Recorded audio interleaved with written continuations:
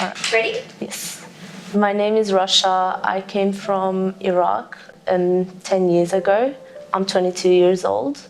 And I want to talk about mental health and multicultural community.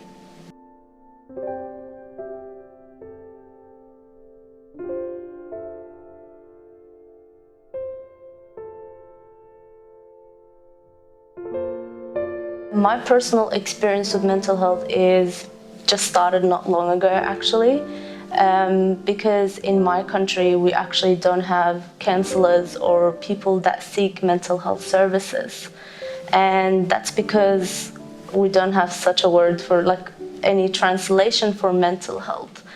The only people that would actually seek mental health services would be people that are considered to be crazy or that have to be in the hospital. Other than that, people would feel so embarrassed and ashamed to kind of go and seek mental health services or go see a doctor for that reason. When we first came here, we didn't know really what's a counsellor.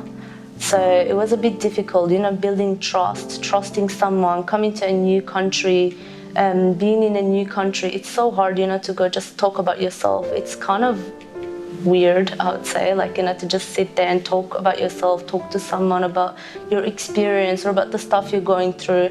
So it was really hard to understand that at first. School was really difficult for me. I struggled a lot, and that's because I didn't have much education in my country.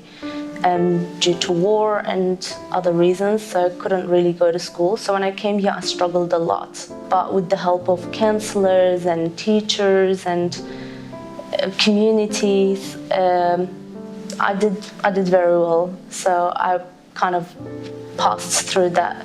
Once I went and saw counsellors at school and also when we saw some of the counsellors and kind of started talking about our problems and worries and concerns, it kind of became it's okay to go and talk, and it became something normal. So now my mom sees a counsellor, I do sometimes, one of my sisters does as well. So we kind of got the idea that you don't have to be sick to see a counsellor.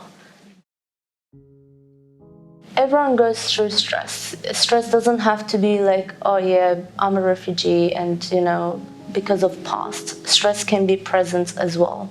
Stress can be today, tomorrow, you know what I mean? A person can stress about kids, about their future, about work, about studies. It can be a lot of ways. Yeah. I think the difficulties that people from different backgrounds face would be understanding that it's okay to go see a counsellor, it's okay to feel unwell, it's all right to feel sad, it's okay to go through stress, it's normal. I think that's very difficult for us to kind of understand that it's okay.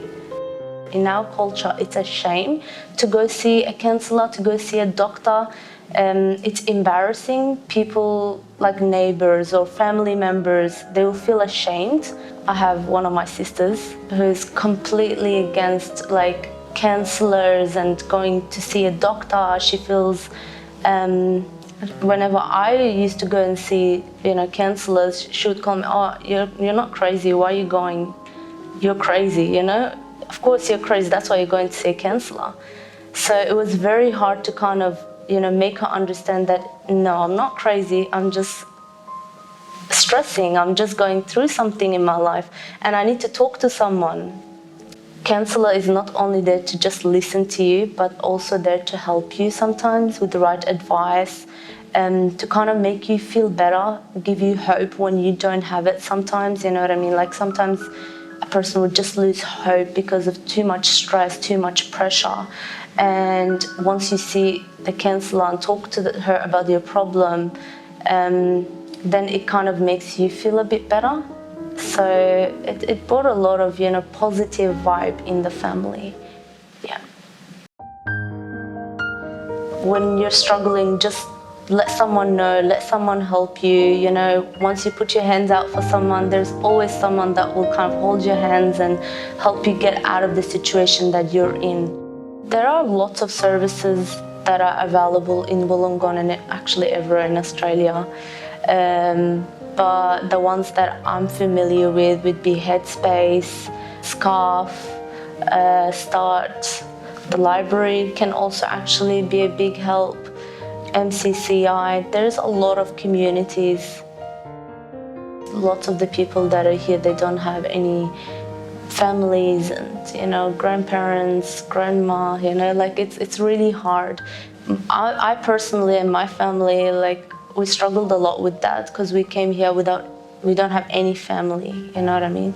So community became a family. Our neighbors, like we have our neighbors, they became like grandparents and grandpa until now, they're very close to us. They would be coming, visiting us every day. And yeah, so we can always create a family in Australia or anywhere else, wherever you go, you can make a family.